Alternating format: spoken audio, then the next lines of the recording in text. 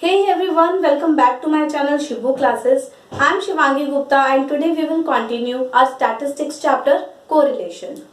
आज के चैप्टर में हम मेथड्स डिस्कस करने वाले हैं.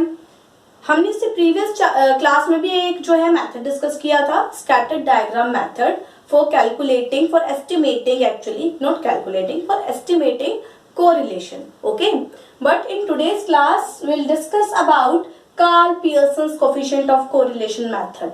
ओके, ये वो मेथड है जो एग्जाम्स में पूछा जाता है आपसे, और इसको कैलकुलेट करने के भी 3 मेथड्स हैं.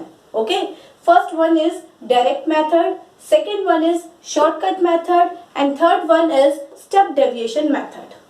जो फर्स्ट मेथड है डायरेक्ट मेथड, ये ज्यादातर पूछा जाता है और आप इसका ज्यादा से ज्यादा यूज करते हो अपने क्वेश्चंस को सॉल्व करने में. तो इसके थ्रू हम कैसे कोरिलेशन को फाइंड आउट कर सकते हैं.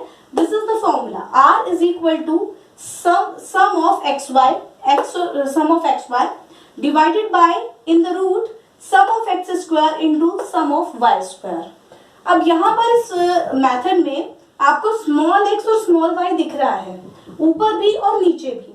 Okay, now let me tell you one thing कि जो आपके पास डाटा अवेलेबल होगा, जो आपके पास क्वेश्चन आएगा ना, उसमें जो भी आपको वेरिएबल्स गिवन होंगे वो कैपिटल एक्स और कैपिटल वाई के फॉर्म में होंगे. जैसे 2 वेरिएबल्स के बारे में आपको डाटा अवेलेबल होगा, तो उसमें कैपिटल एक्स और कैपिटल वाई के फॉर्म में आपके पास डाटा होगा. और स्मॉल एक्स अलग है. स्मॉल एक्स कैसे आप फाइंड आउट कर सकते हो? जो कैपिटल एक्स होगा, कैपिटल एक्स में से माइनस करके एक्स बार, ठीक है. और वाई को कैसे कैलकुलेट कर सकते हो? स्मॉल वाई को कैपिटल वाई माइनस वाई बार. अब ये क्या है? देखिए, एक्स और वाई तो क्या है, वही डाटा जो आपको गिवन होगा, और एक्स बार का मतलब है मीन.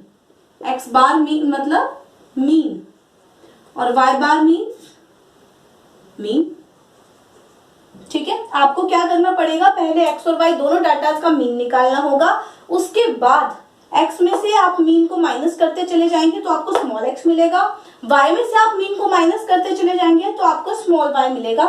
उसके बाद आप इन दोनों वैल्यूज को अपने फॉर्मूला में पुट कर सकते हैं और कैलकुलेट कर सकते हैं डायरेक्ट मेथड के थ्रू कोरिलेशन. ओके, अब हम जब इसका एक क्वेश्चन करेंगे तो ये चीज और अच्छे से डिस्कस हो जाएगी. पर इससे पहले आइए शॉर्टकट मेथड पर. शॉर्टकट मेथड, आपको नाम तो शॉर्टकट है पर दिख रहा होगा काफी बड़ा, but don't worry about it.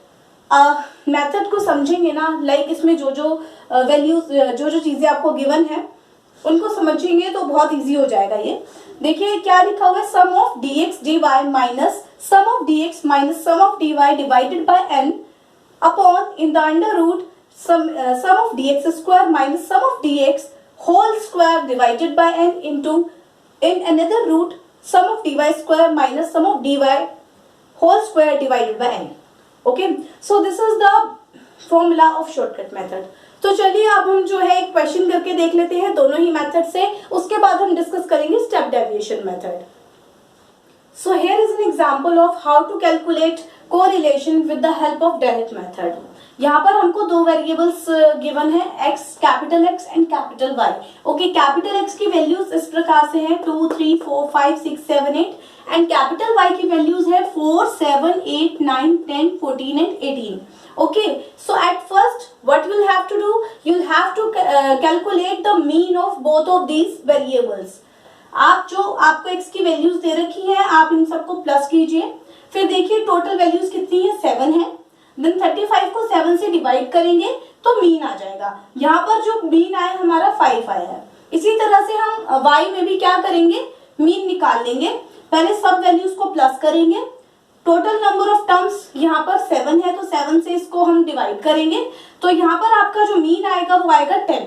Okay, अब हमें क्या करना है कि जो ये मीन आया है, इस मीन को x की वैल्यूज को में से हमको मीन माइनस करना है. लाइक यहाँ पे 2 है x की वैल्यू और मीन आया है 5.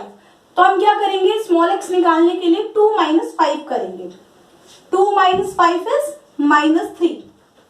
Now 3 minus 5, 3 minus 5 is minus 2. इधर आपको माइनस को बिल्कुल भी इग्नोर नहीं करना है, इसका ध्यान रखना है.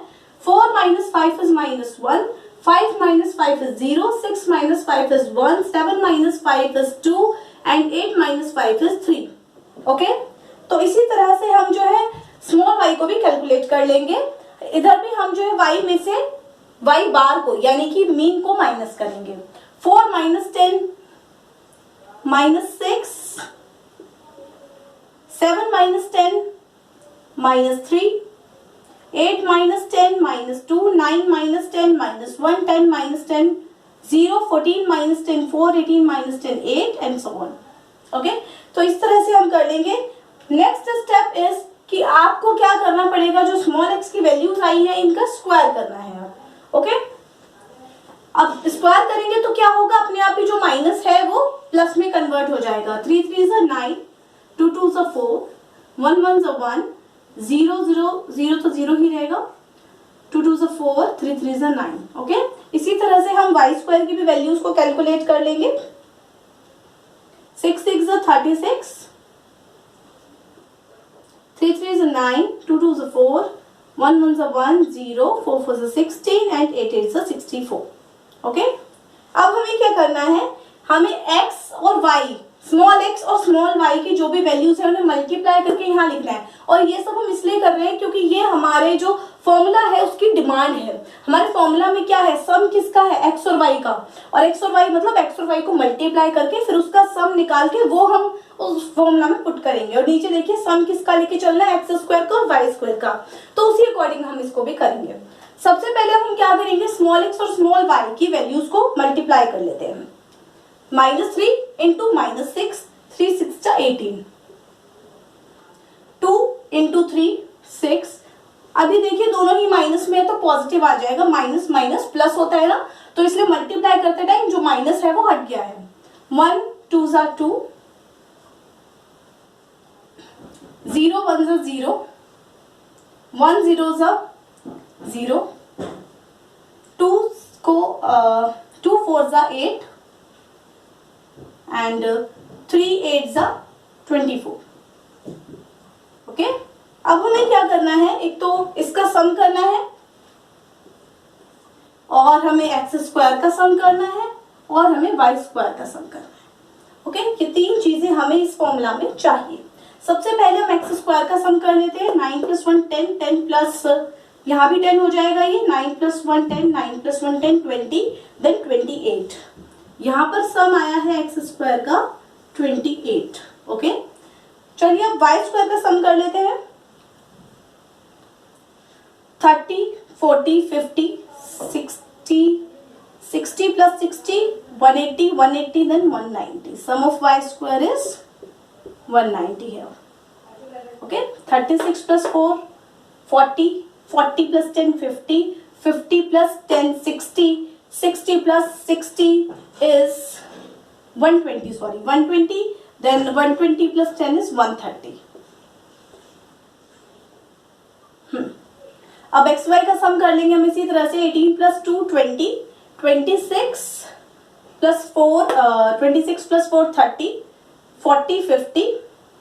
एक बार फिर से चेक कर लेते हैं, 20 30 और 40 50 and 58. So sum of x y is 58. Okay, अब हमें क्या करना है, इन वैल्यूज को उस फॉर्मूला में बस पुट करना है। Okay, let's do it. Sum of x y, sum of x y is 28 divided by in the root sum of x square. Sum of x square is, oh sorry, sum of x y not 28, sum of x y is 58. Sum of x square is 28 and sum of y square is 130. Now you will just have to calculate it. अब इसको calculate कैसे करेंगे हम, पहले हम इन दोनों को multiply करेंगे, उसका रूट निकालेंगे, फिर जो वैल्यू आएगी 58 को उस वैल्यू से डिवाइड कर देंगे। ओके,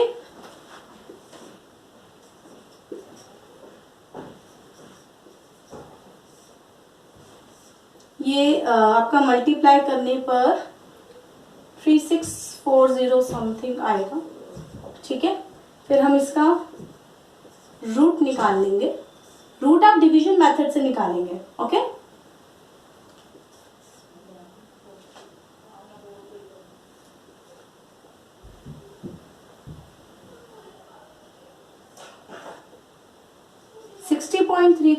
रूट आएगा, और जब आप इसको डिवाइड कर लेंगे तो कुछ जो है आपका प्लस का 0.96 आएगा। ओके, आप बस इसको डिवाइड करके देख लेना, ऐसा ही कुछ वैल्यू आएगी। तो ये क्या है, एक तो ये पॉजिटिव है। पॉजिटिव होने का मतलब क्या है कि पॉजिटिव कोरिलेशन है, और 1 तो नहीं आया, ये 1 के पास जरूर है पर 1 नहीं है।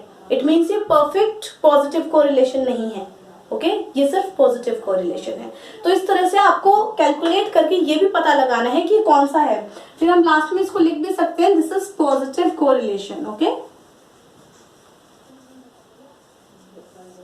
इस तरह से हम इसको कैलकुलेट करेंगे। ओके, सो आई होप कि आपको समझ में आया होगा, और इसी तरह का एक और क्वेश्चन आप लोग घर से भी जरूर ट्राई कीजिएगा। Okay, thank you so much, we will meet in to the next class. Bye bye, take care.